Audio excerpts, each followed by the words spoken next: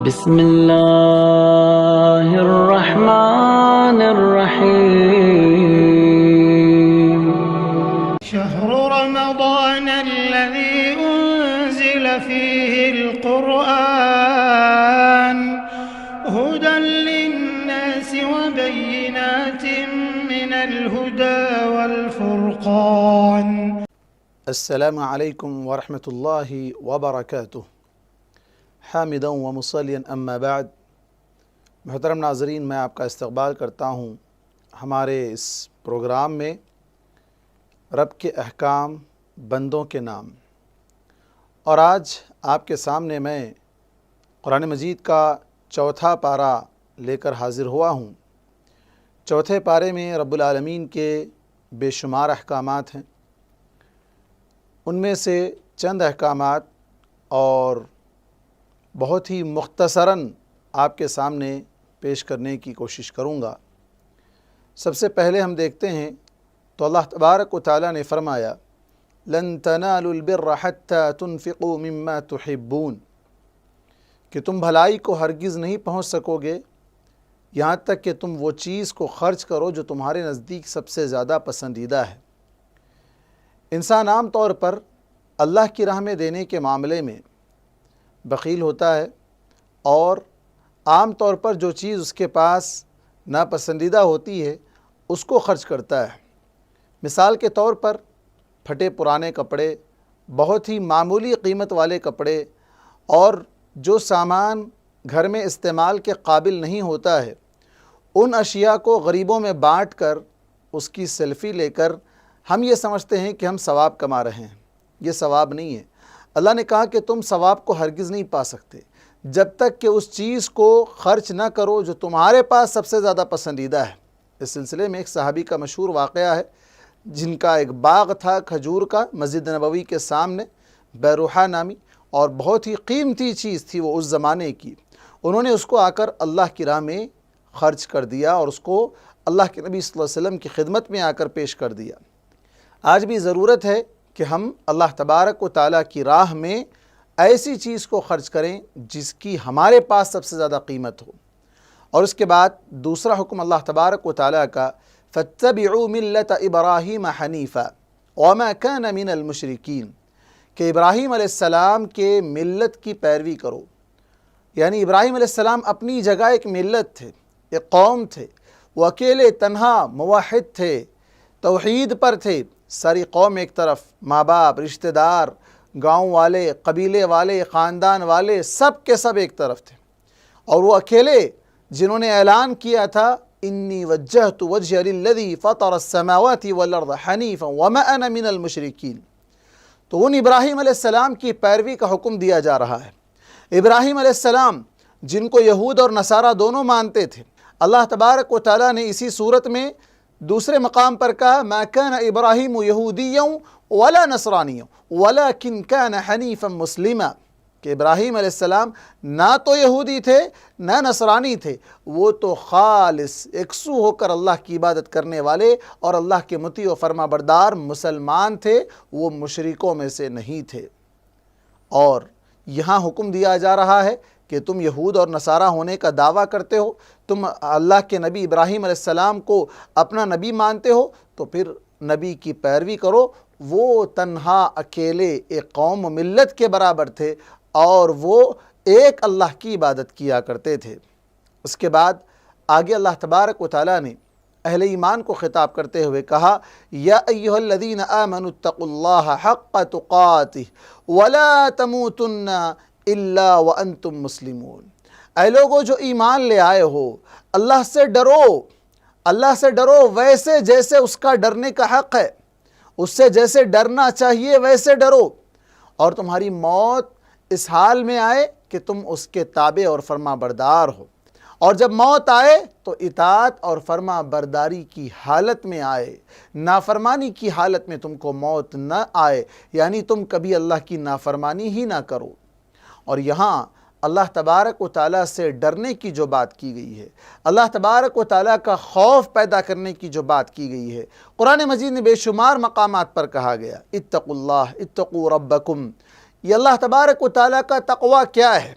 تقوی انسان اللہ تبارک و تعالیٰ سے ظاہر میں بھی ڈرے، باطن میں بھی ڈرے۔ جہاں کوئی دیکھنے والا نہ ہو وہاں گناہ کرنے کے سارے راستے آسان ہو، میسر ہو، اور کوئی اس کی گرفت کرنے والا نہ ہو، اس مقام پر بھی وہ اللہ تبارک و تعالیٰ کا ڈر رکھتے ہوئے دل میں گناہ سے باز آ جائے۔ یہ تقویٰ ہے۔ اور تقوی کی تعریف میں جیسا کہ حضرت عمر رضی اللہ عنہ کی ایک مشہور حدیث ہے کہ تقوی کی تعریف میں انہوں نے کہا تھا کہ کسی کانٹی والی جگہ سے، خاردار جگہ سے، جہاں پر جنگل ہو اور اطراف سے پورے کانٹے ہو، وہاں سے اگر گزرنا ہو تو کیسے گزرو گے؟ تو کہا جیسے کپڑوں کو ہم سمیٹ لیتے ہیں، قریب کر لیتے ہیں تاکہ کوئی کانٹا ہمارے جسم میں نہ لگ جائے، اس طرح زندگی گزارو۔ یہ دنیا کے اندر فتنے ہیں، ان فتنوں سے بچنے کے لیے اپنے آپ کو سمیٹ کر ان فتنوں میں پھنسے بغیر اپنے آپ کو یہاں سے کامیاب ہو کر زندگی گزارنے کی کوشش کرو۔ اور اس کے بعد آگے اللہ تبارک و تعالیٰ نے سورہ آل عمران کی آیت نمبر 103 کے اندر فرمایا وَاعْتَصِمُوا بِحَبْلِ اللَّهِ جَمِيعًا وَلَا تَفَرَّقُوا وَاذْكُرُوا نِعْمَةَ اللَّهِ عَلَيْكُمْ إِذْ كُنْتُمْ أَعْدَاءً فَأَلَّفَ بَيْنَ قُلُوبِكُمْ فَأَصْبَحْتُمْ بِنِعْمَتِهِ إِخْوَانًا وَكُنْتُمْ عَلَى شَفَا حُفْرَةٍ مِّنَ النَّارِ فَأَنْقَذَكُمْ مِنْهَا۔ کہ اللہ کی رسی کو مضبوطی سے تھام لو، پکڑ لو اللہ کی رسی کو۔ اللہ کی رسی کیا ہے؟ ابن عباس رضی اللہ عنہ جو کہ مفسر قرآن، امام المفسرین کہے جاتے ہیں، انہوں نے کہا اللہ کی رسی قرآن مجید ہے۔ اللہ کی رسی کو تھام لو، قرآن کو تھام لو، قرآن کو مضبوطی سے پکڑ لو۔ اور اللہ کے نبی صلی اللہ علیہ وسلم نے بھی ہمیں یہی کہا کہ میں تمہارے درمیان دو چیزوں کو چھوڑ کر جا رہا ہوں، جب تک تم ان دو چیزوں کو پکڑے رہو گے، اپنے دانتوں سے پکڑ کر رکھو گے، یعنی مضبوطی سے اس پر جم جاؤ گے، تم کبھی گمراہ نہیں ہو سکو گے۔ آگے اللہ نے کہا وَلَا تَفَرَّقُوا، اللہ کی رسی کو اگر چھوڑ دو گے تو فرقوں میں بٹ جاؤ گے۔ فرقوں میں نہ بٹنے کا سب سے بہترین حل یہ ہے کہ اللہ کی کتاب کی طرف لوٹاؤ اور اس کو مضبوطی سے تھام لو۔ اور آگے اللہ تبارک و تعالیٰ نے ان انصاری صحابہ کے بارے میں بتایا جو اللہ کے نبی کی ہجرت سے پہلے وہاں پر دو قبیلوں میں پائے جاتے تھے، اوس اور خزرج۔ یہ دونوں کے درمیان آپس میں کئی سالوں سے جنگیں ہوا کرتی تھی۔ یہود دونوں کو ہتھیار سپلائی کرتے تھے، ویپن سپلائی کیا کرتے تھے، اور دونوں کو آپس میں لڑایا کرتے تھے۔ یہاں پر کہا گیا یاد کرو اللہ تعالیٰ کی اس نعمت کو، اللہ نے تم کو ملا دیا، تم آپس میں ایک دوسرے کے دشمن تھے، اللہ نے تم کو بھائی بھائی بنا دیا، تم جہنم کے کنارے پر کھڑے ہوئے تھے، یعنی تم شرک میں مبتلا تھے، اللہ نے تم کو بچا لیا، جہنم کی آگ سے اللہ نے تم کو بچا لیا۔ اللہ کی رسی کو مضبوطی سے تھامنا یعنی کتاب اللہ کو تھامنا، تفرقے سے بچنا، فرقے بندیوں میں بٹنے اور فرقے بندیوں کو پھیلانے کی کوشش نہ کرنا، اور پھر آپس میں اتحاد کو قائم رکھنا، اختلافات سے دور رہنا۔ اور اس کے بعد آگے اللہ تبارک و تعالیٰ نے امت محمدیہ کا مشن بتلایا۔ اللہ نے کہا وَلْتَكُمْ مِنْكُمْ أُمَّةٌ، تمہیں ایک امت، ایک جماعت ایسی ہونی چاہیے جو لوگوں کو بھلائی کی طرف دعوت دے، يدعون الى الخیر، بھلائی کی طرف بلائے، وَيَأْمُرُونَ بِالْمَعْرُوفِ، بھلے کاموں کا حکم دے، وَيَنْهَوْنَ عَنِ الْمُنْكَرِ، اور برائی سے روکے۔ یہی لوگ کامیاب ہونے والے۔ اسی صورت میں آگے اللہ نے کہا كُنْتُمْ خَيْرَ أُمَّةٍ أُخْرِجَتْ لِلنَّاسِ تَأْمُرُونَ بِالْمَعْرُوفِ وَتَنْهَوْنَ عَنِ الْمُنْكَرِ وَتُؤْمِنُونَ بِاللَّهِ۔ کیا کہا اللہ نے؟ کہ تم سب سے بہترین امت ہو، جو دیگر امتوں کے لیے اللہ تعالیٰ نے تم کو پیدا کیا، تمام لوگوں کے بھلائی کے لیے اللہ نے تم کو پیدا کیا۔ کیوں؟ تاکہ تم لوگوں کو بھلائی کی طرف بلاؤ، برائی سے روکو اور اللہ پر ایمان رکھو۔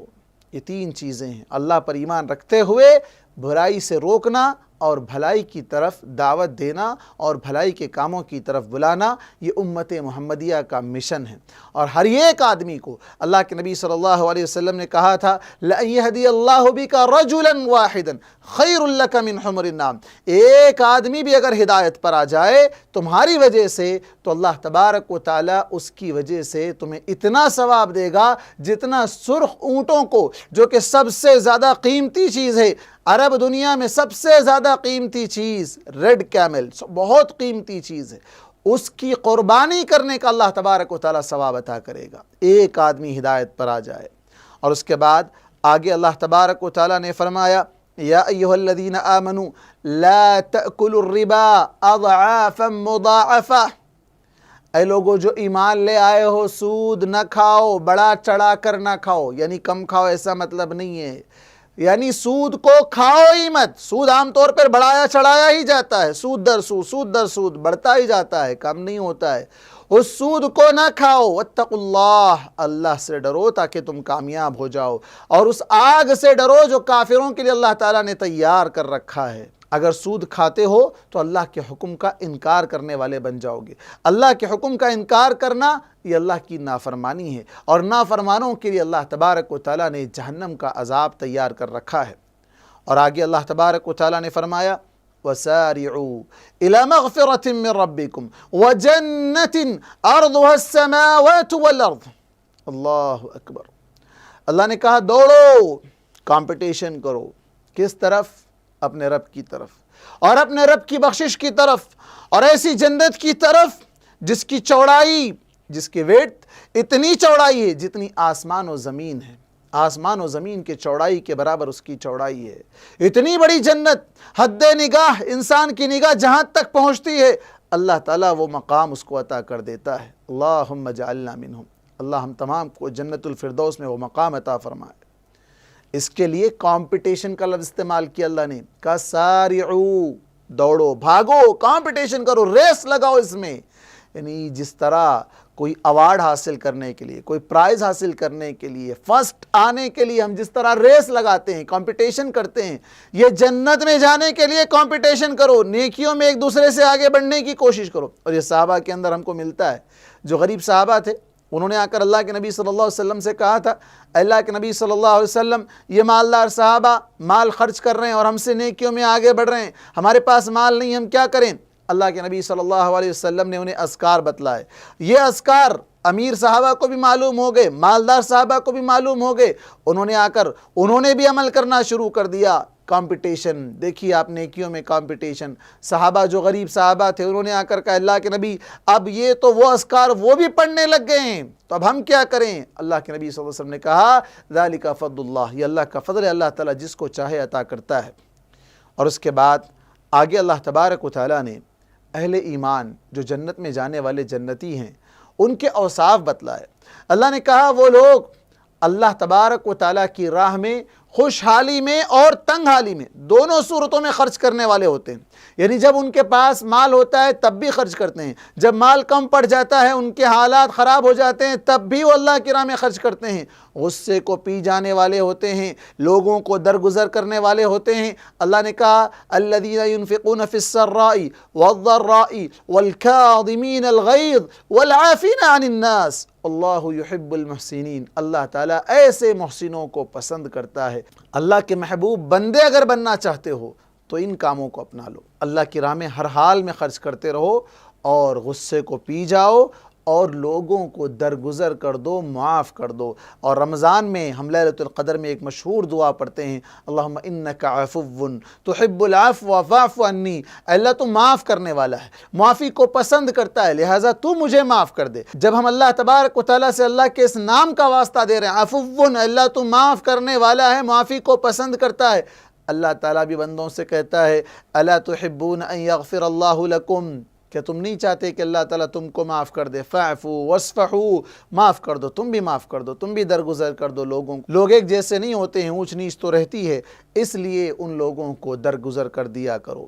اور اس کے بعد آگے اللہ تبارک و تعالیٰ نے فرمایا وَلَا تَهِنُوا وَلَا تَحْزَنُوا وَأَنْتُمُ الْأَعْلَوْنَ إِن كُنتُم مُؤْمِنِينَ، کمزور نہ ہو جاؤ، غمگین نہ ہو جاؤ، تم ہی سر بلند رہو گے، تم ہی اونچے مقام پر رہو گے، تم ہی ہائر لیول میں رہو گے اگر تم مومن ہو۔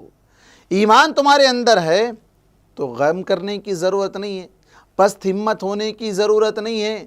تم یاد رکھو، اگر دنیا میں کامیابی چاہتے ہو، حکومت چاہتے ہو، تم دبدبہ چاہتے ہو، تو ایمان اپنے اندر پیدا کر لو۔ ایمان کی یہ طاقت دنیا کی ساری طاقتوں کا مقابلہ کرنے کے لیے کافی ہے۔ ان کنتم مؤمنین۔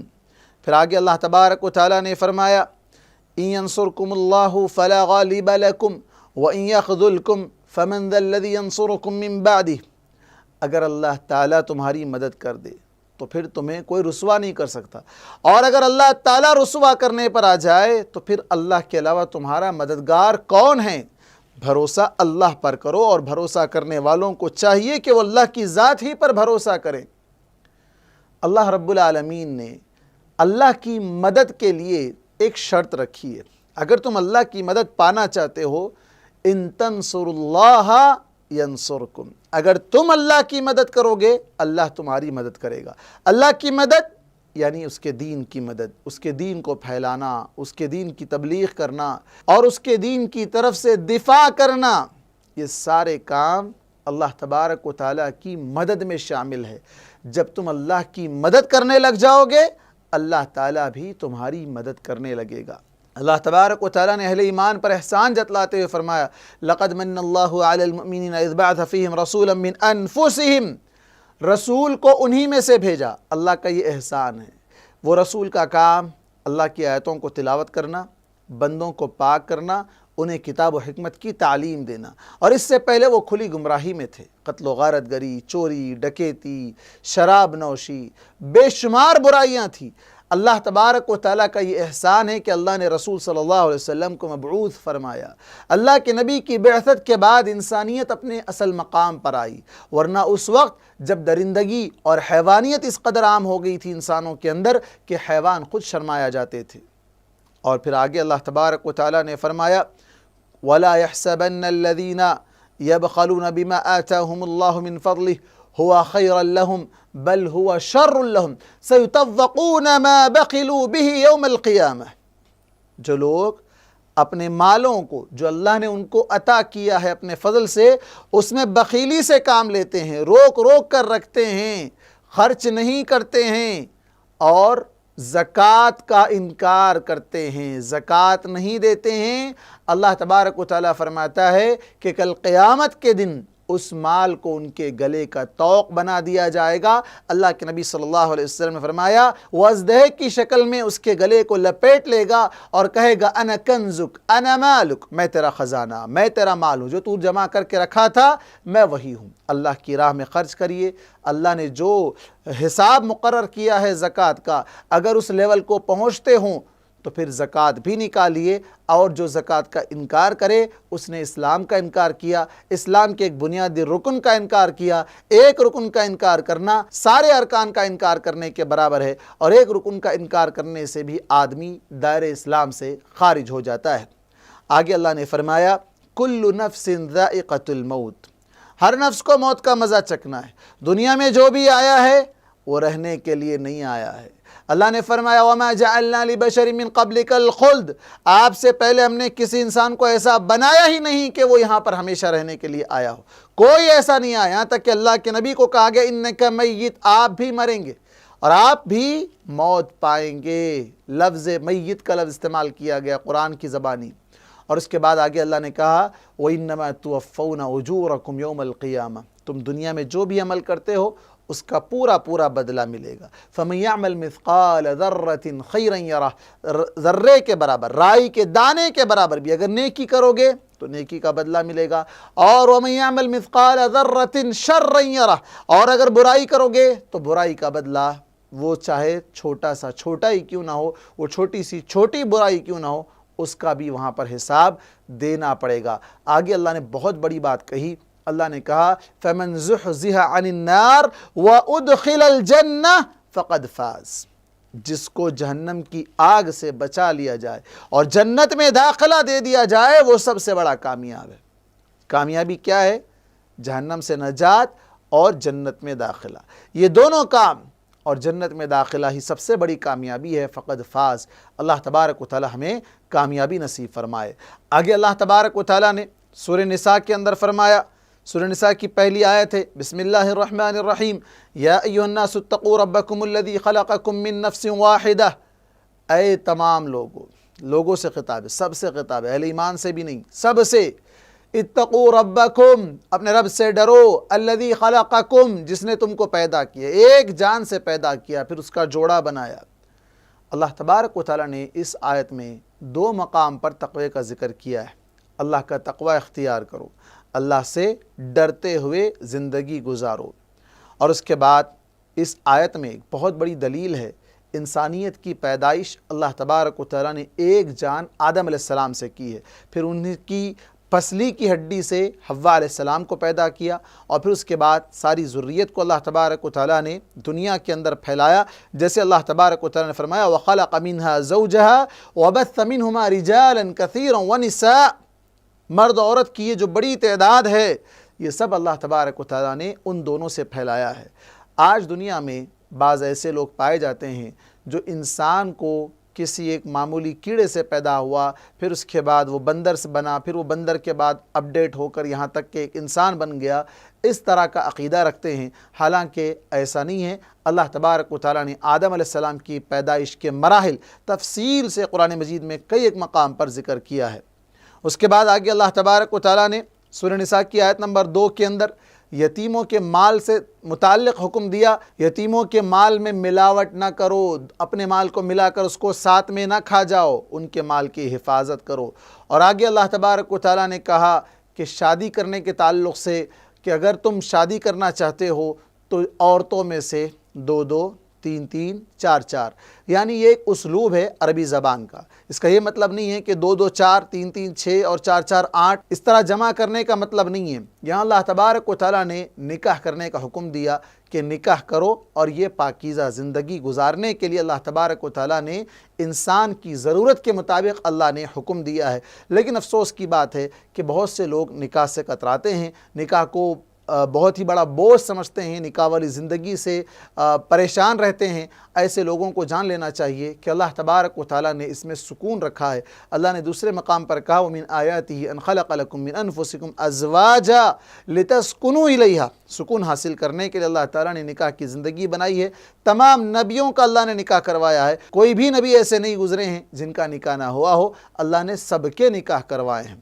اور اللہ کے نبی صلی اللہ علیہ وسلم نے کہا نکاح من سنتی، نکاح کرنا یہ میرا طریقہ ہے، میری سنت ہے۔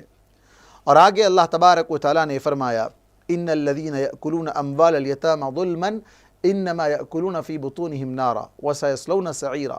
جو لوگ یتیموں کا مال کھا جاتے ہیں ان کو سخت وعید سنائی گئی کہ وہ اپنے پیٹ میں جہنم کی آگ بھر رہے ہیں اور وہ اس میں داخل ہوں گے۔ اس کے بعد اللہ تبارک و تعالیٰ نے میراث سے متعلق وراثت کے مسائل کو تفصیل سے بیان کیا ہے۔ انشاءاللہ ہم کبھی کسی موقع پر وراثت سے متعلق تمام مسائل کو تفصیل کے ساتھ انشاءاللہ آپ کے سامنے پیش کرنے کی کوشش کریں گے۔ آپ یہاں پر سورہ نساء کی ان 2 آیتوں میں اور بلکہ 3 آیتوں کو تفصیل سے پڑھیے، اس کے اندر بہت سے احکامات اللہ تبارک و تعالیٰ نے رکھے ہیں۔ اس کے بعد اللہ تبارک و تعالیٰ نے توبہ سے متعلق 2 بنیادی بات کہی ہے کہ جب بھی گناہ ہو فوراً انسان کو توبہ کرنا چاہیے۔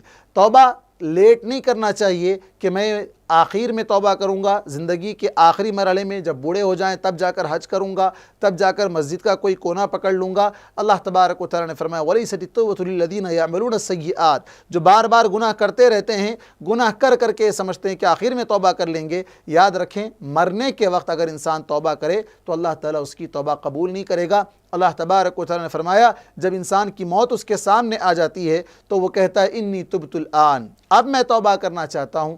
اللہ تعالیٰ ایسے آدمی کی توبہ قبول نہیں کرتا ہے۔ پھر اس کے بعد اللہ تبارک و تعالیٰ نے اس صورت میں عورتوں کے ساتھ نکاح کے بعد نکاح والی زندگی کو حسن معاشرت، اچھے اخلاق سے گزارنے کا حکم دیا۔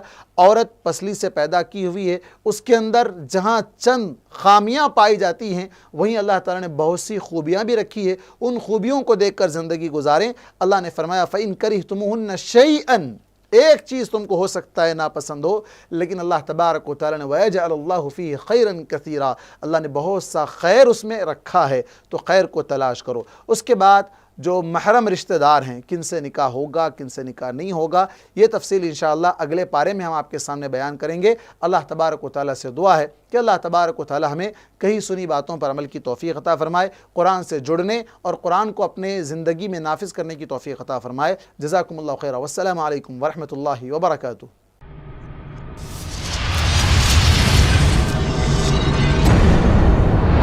ZPlus TV, safety for all.